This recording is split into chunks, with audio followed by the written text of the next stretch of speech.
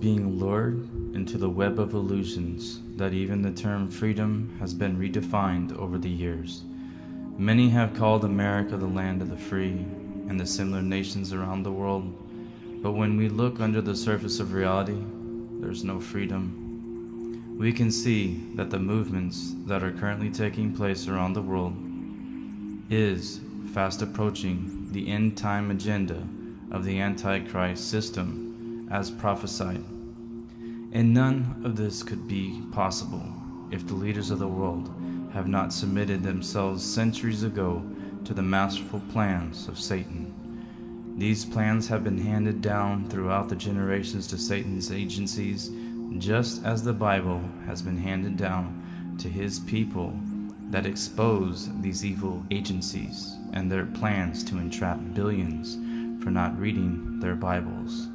There is an unseen prison in the world today. Truly, the kings of the earth today are in harmony with the Antichrist Pope's worldwide secret agenda that is soon to enslave all who will not take a knee to Baal, the Pope, and worship him as King of Babylon, modern Babylon, on his Sunday pagan institution. Rome has been known as the New Babylon.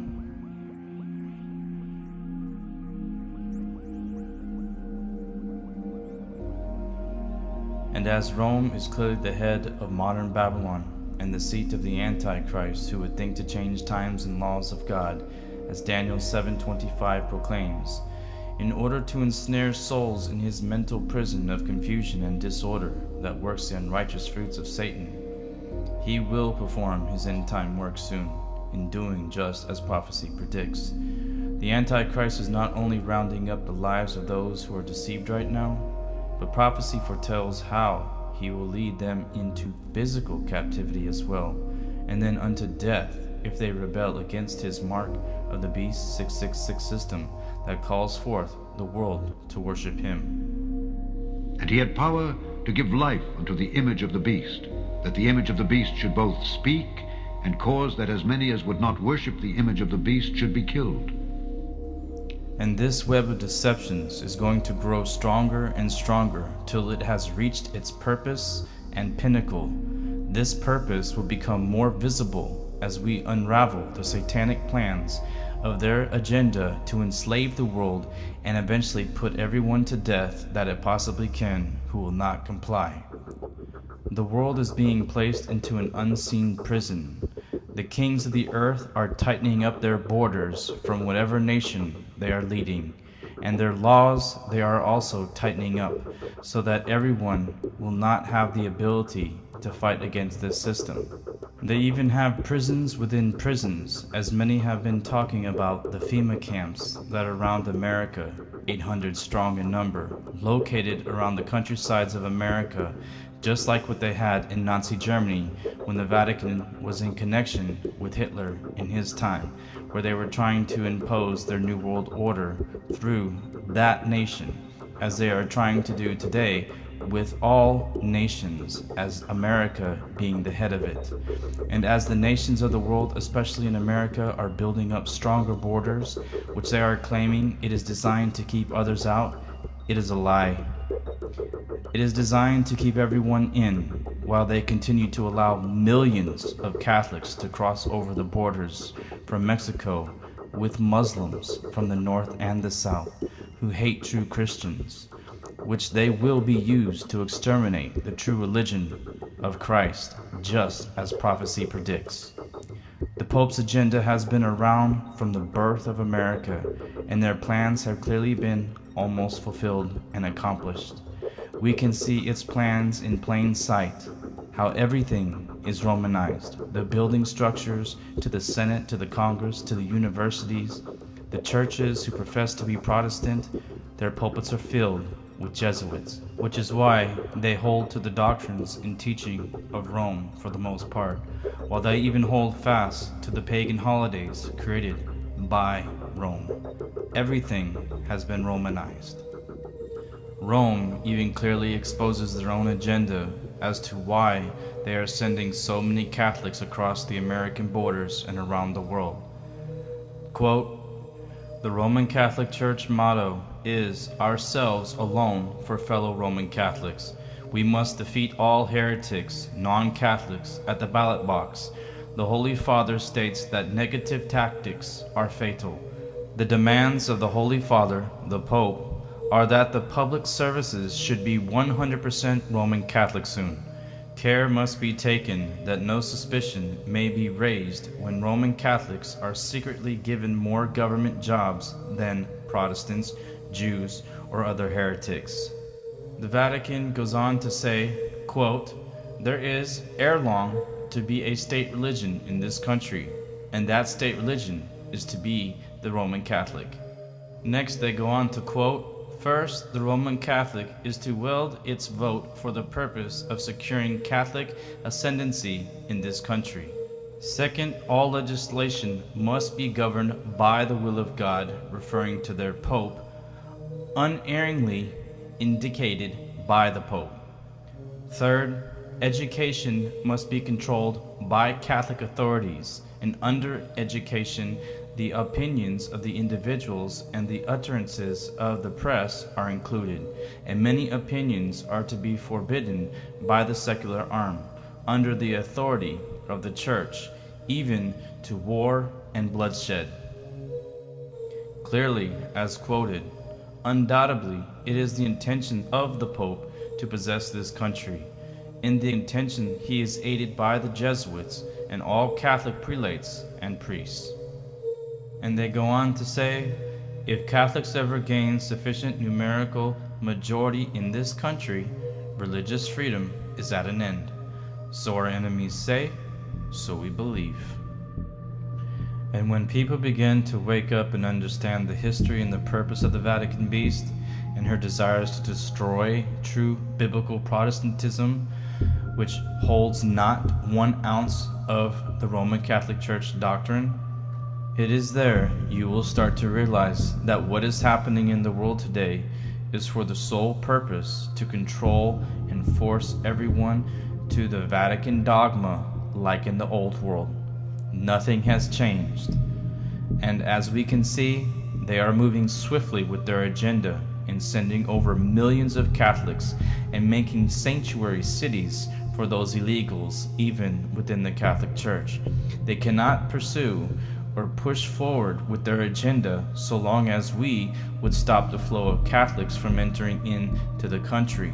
But that will never happen, because every president that is in office must submit to the Pope's agenda behind closed doors. Trump is beneath the Pope, and he serves him. Their so-called unfriendly relationship is nothing more than a smokescreen. It is the good guy, bad guy relationship in order to deceive the people. The Bible is clear that the kings of the earth are dancing with the devil, and prophecy will come to pass as it is happening right before our eyes. In fact, it is already too late, as of 1955, when the beast of Rome proclaimed victory over Protestant America, which had once ruled in America, but now it is the minority.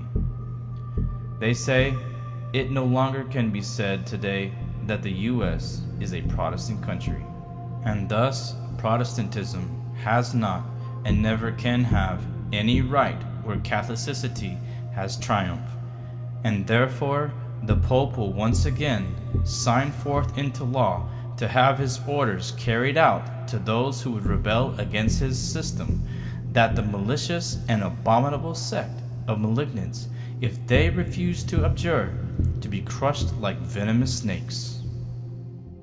The flood of persecution has always come from the works of Rome. History proclaims that, and the Bible proclaims that, even from the time of Jesus, and it will continue till Christ puts an end to it once and for all at his second coming. But until then, those who would seek to enter into heaven and his righteousness will be at war with Satan and his agents in this world and in the unseen world.